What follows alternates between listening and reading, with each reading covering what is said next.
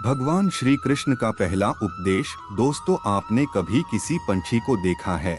जब उसे अंडी देने होते हैं तो वो सर्वप्रथम एक स्थान खोजता है, एक ऐसा स्थान जो वर्षा, धूप और शत्रुओं से सुरक्षित हो, और फिर वो अपना घोंसला बनाकर फिर अंडी देता है।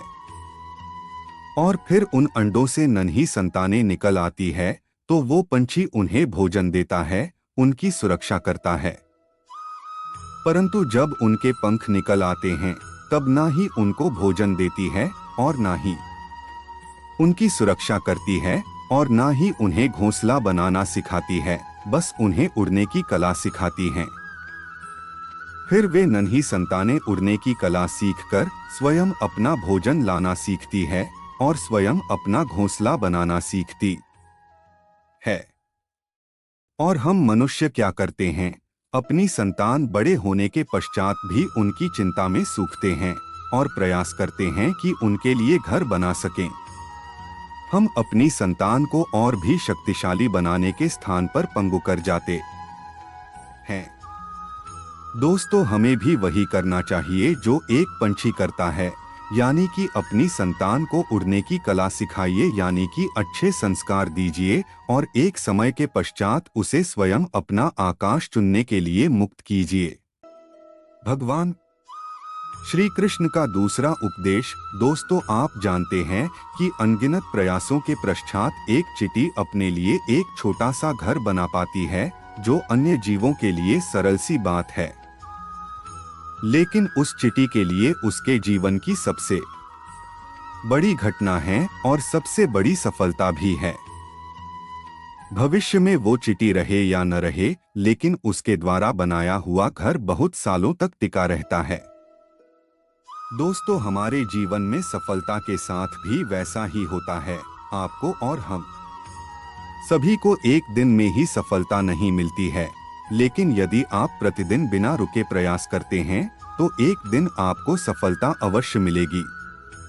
दोस्तों, आप ये स्मरण रखिएगा कि भाग्य के द्वार उनके लिए नहीं खुलते जो हार मान लेते हैं, बल्कि ये भाग्य उनका स्वागत करता है जो उठकर उनके द्वार खटखटाने का प्रयास करते हैं।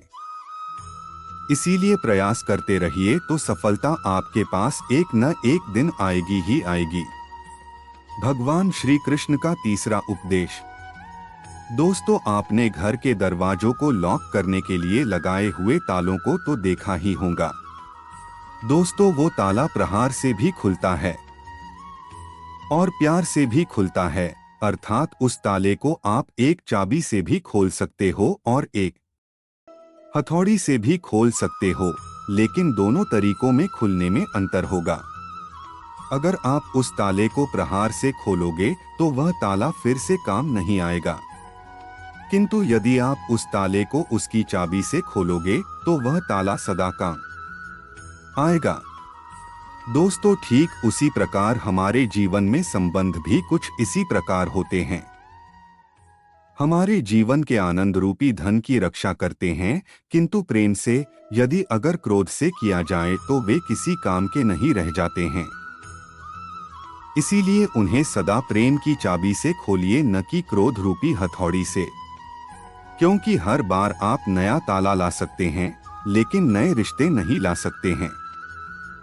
भगवान श्री कृष्ण का चौथा उपदेश। जीवन क्या है? यह जीवन हम जन्म लेते हैं और बड़े होते हैं और हमारे माँ बाप हमें पालते हैं। फिर उनके धन से हमारा बालपन बीतता है, फिर हम बड़े होते हैं और हम विवाह कर लेते हैं। फिर हमारी संतानें होती है, हम उनको पालते हैं और फिर हम वृद्ध हो जाते हैं और एक दिन इस संसार से चले जाते हैं। क्या यही जीवन है? दोस्तों, आपके और हम भी के जीवन में यह प्रश्न कई बार आता होगा, है ना? अब मैं आपको एक जल के जीवन के बारे बताता हूँ। सागर से भाप बनकर उठता है, मेघ बनकर बरसता है और फिर नदी बनकर फिर से सागर में समावेश करता है, किंतु कभी ये प्रश्न नहीं करता कि उसका जीवन क्या है और उसका उद्देश्य क्या है। कैसे, आइए जानते हैं। जल हर भाव जीता है और जितना बन सके देता जाता है। जब सागर में होता है तो असंख्य जन जीवों को जीवन देता है। जब सागर से भाप बनकर मेघ बनता है तब किसानों को आशा देता है कि फसल पुनः उपजेगी। जब वर्षा बनकर बरसता है तो इस सुखी और प्यासी धरा को सिंचता है। और जब नदी में प्रवाहित होता है तो किनारों पर वनस्पतियों को जीवन देता है। परंतु जरा ये सोचिए कि क्या ये जल कभी ये सोचता होगा कि उसका जीवन क्या है और उसके जीवन का उद्देश्य क्या है? नहीं, बस वो अपने धर्म का पालन करता है और जितना हो सके सबको आनंद देता जाता है। इसीलिए जीवन में कभी भी ये प्रश्न मत कीजिएगा कि ये जीवन क्या है और इस जीवन का उद्देश्य क्या है। बस इस जीवन को अच्छे कर्म करते हुए जियो और जितना हो सके सबको को आनंद देते रहिए। फिर आपका मन प्रसन्न होकर बोलेगा कि राधे राधे। भगवान श्री कृष्ण का 5वां उपदेश।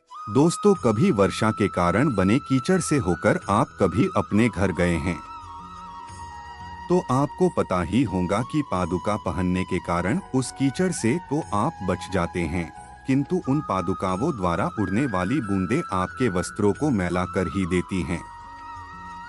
किंतु फिर भी उस बूंदों से आपके वस्त्र गंदे हो जाएंगे। इस कारण से आप चप्पल पहनना तो नहीं छोड़ते हैं ना।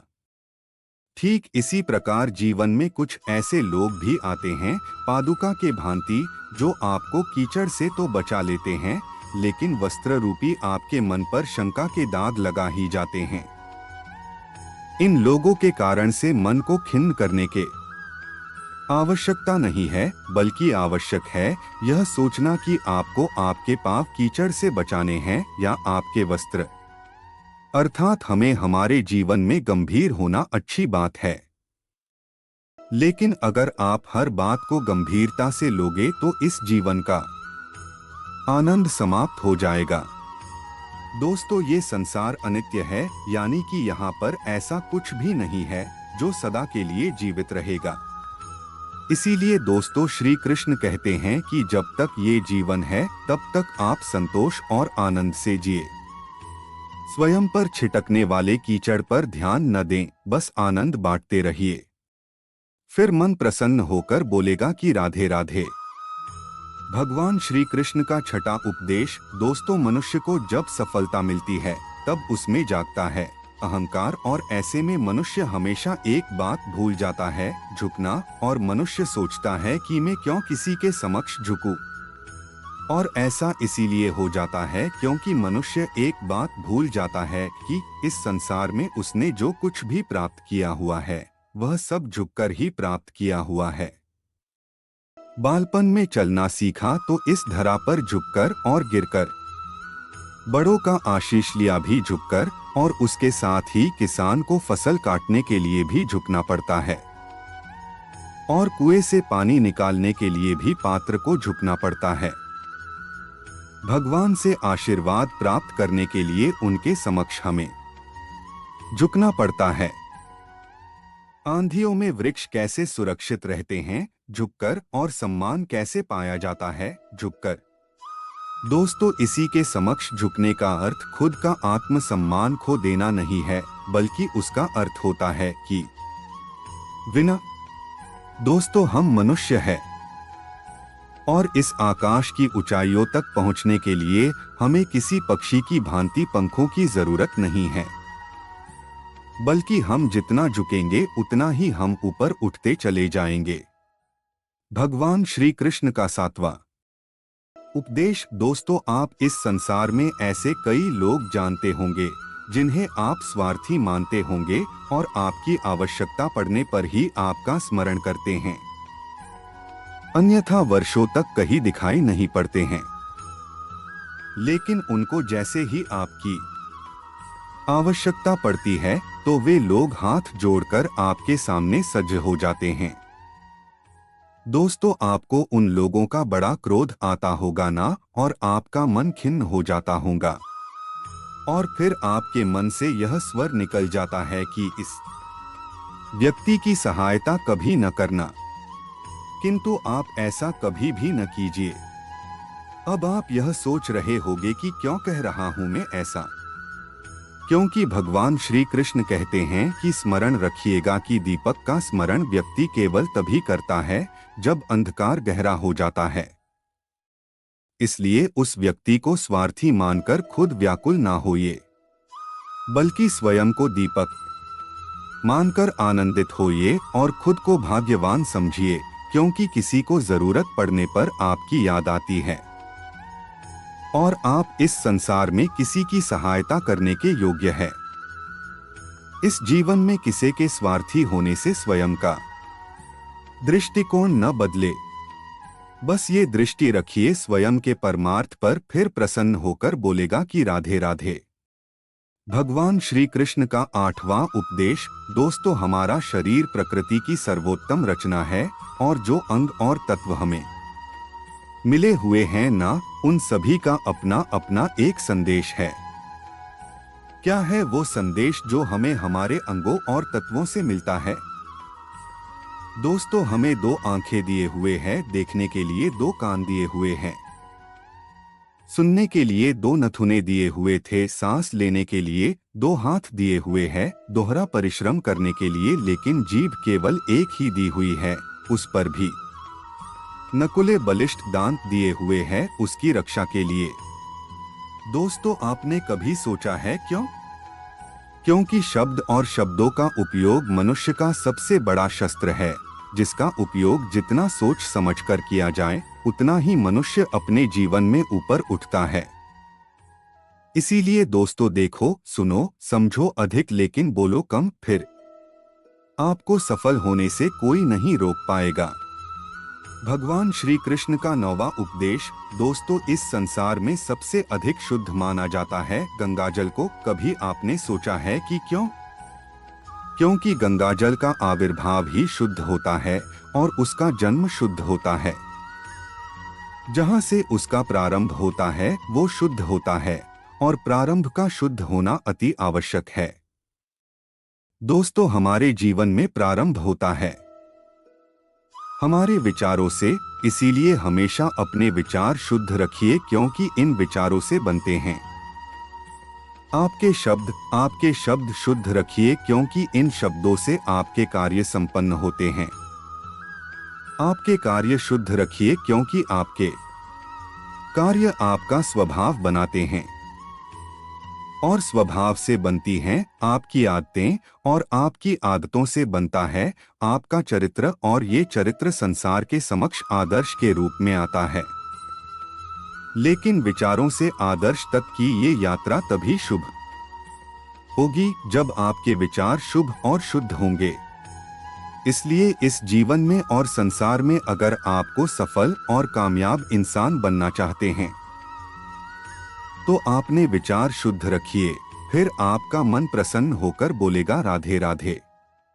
भगवान श्री कृष्ण का 10 उपदेश। दोस्तों, यदि मैं आपसे पूछूं कि दूध और माखन, इन दोनों में संबंध क्या है, तो आप कहेंगे कि ये तो सरल सी बात है, दूध से ही तो माखन बनता है।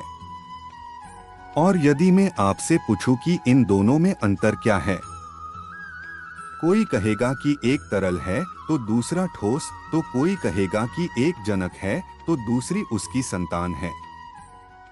नहीं, इन दोनों में अंतर है शुद्धता का, क्योंकि माखन दूध से कहीं अधिक शुद्ध होता है। दोस्तों, इस बात को कुछ इस प्रकार समझा जा सकता है कि यदि कोई कीट आकर उस पात्र में गिरे जिसमें दूध रखा हुआ है, तो आप उस समय क्या करते हैं? आप दूध को फेंक देते हैं। लेकिन यदि कोई कीट आकर उस पात्र में गिरे जिसमें माखन रखा हुआ है, तो आप क्या करते हैं? तो आप उस कीट को निकालकर फेंक देते हैं, क्योंकि वो कीट मैला और दूषित है। ठीक उसी प्रकार यदि हमारा मन निर्मल ना हो तो कुविचार रूपी ये कीट आपके मन को भी दूषित कर देगा। लेकिन यदि हमारा मन माखन के भांति शुद्ध हुआ तो आपके मन में ठहरे हुए कुविचारों को स्वयं से ही मन से बाहर जाना होगा। इसीलिए हमेशा यह स्मरण रखिएगा कि इस संसार में कीट तो रहेंगे ही, अब आपको दूध बनना है या माखन बनना है, ये निर्णय आपका।